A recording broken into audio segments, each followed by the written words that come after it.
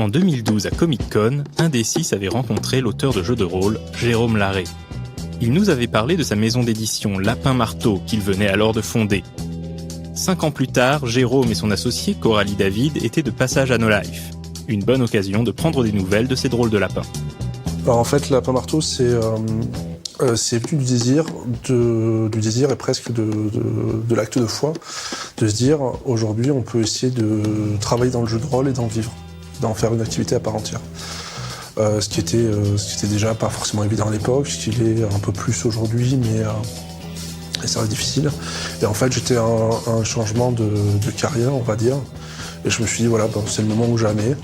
Allons-y, fonçons, essayons de faire des jeux un peu originaux, des choses que tous les hommes ne font pas forcément, mais que moi j'aurais envie de voir en tant que rôliste. Et donc depuis 2 ans maintenant, j'étais rejoint par Coralie. Récemment, Lapin Marteau s'est lancé dans l'édition d'une collection d'ouvrages théoriques sur la pratique du jeu de rôle.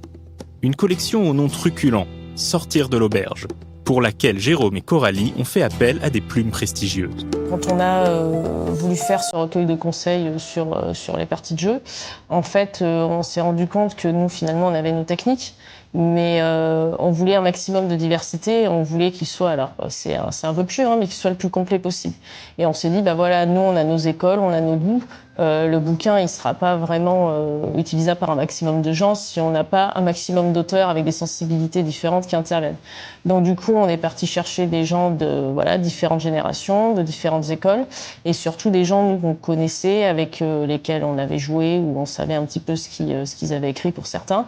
Et quand on s'est dit, nous, dans ce recueil, on aimerait trouver tel conseil, on a cherché qui correspondrait le mieux, qui allait plus être savant sur un sujet. Donc, par exemple, sur l'écriture de scénario, Tristan Lhomme s'est un petit peu imposé lui-même, puisque c'est vraiment le scénariste le plus prolixe du jeu de rôle en France.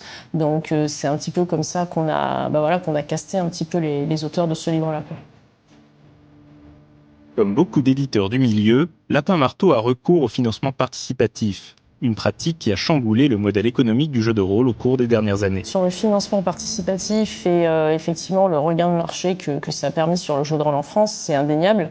Et aujourd'hui, nous, on pense clairement que c'est un passage obligé, entre guillemets, que ça fait partie de l'économie du jeu de rôle et que ça en fait partie à un niveau qui est très très important, quoi. C'est pas un à côté, c'est pas une anecdote, et ceux qui disaient que ça n'allait être qu'une mode, au final, là, les années leur donnent finalement déjà tort, quoi. Donc maintenant c'est structurant dans le modèle économique du JDR. Alors ça a changé, ce que ça a modifié dans le paysage, c'est par exemple de voir le retour de vieilles licences.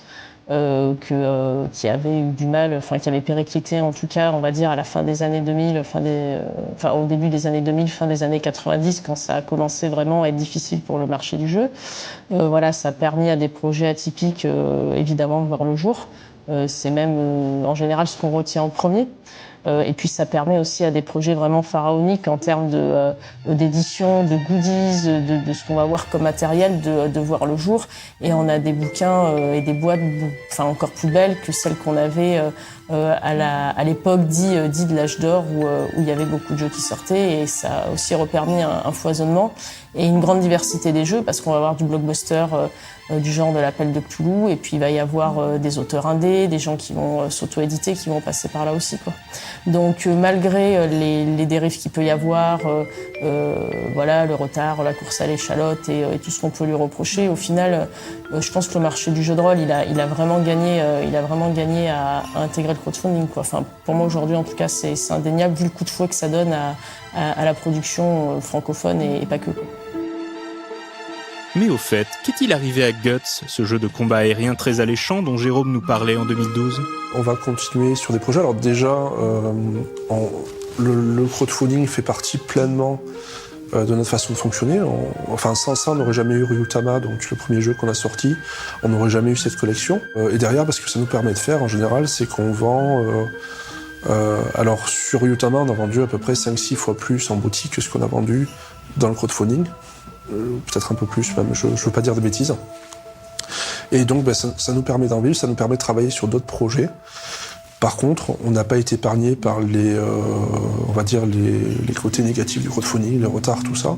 On a essayé de se structurer, on a essayé de s'améliorer, on continue à le faire. Là, donc pour nous, la priorité, c'est sortir les recueils qu'on doit sortir, qui s'étaient prévus dans le crowdfunding précédent. Et on a essayé de trouver des façons de travailler pour avoir d'autres projets qui vont arriver, notamment des traductions, qui n'ont pas à pâtir des délais précédents, histoire de pouvoir les sortir assez rapidement. On a notamment un jeu qui est le jeu phare de la scène indé américaine, enfin qui a longtemps été le jeu phare de la scène indé américaine, qui s'appelle Dogs in the Vineyard, des chiens dans le vignoble. Un jeu de Vincent Baker. Et on a quelques autres éléments qui sont sur lesquels on travaille pour l'instant. Et je ne dirai rien sur un certain jeu d'avion sur lequel tu me poseras sans doute des questions.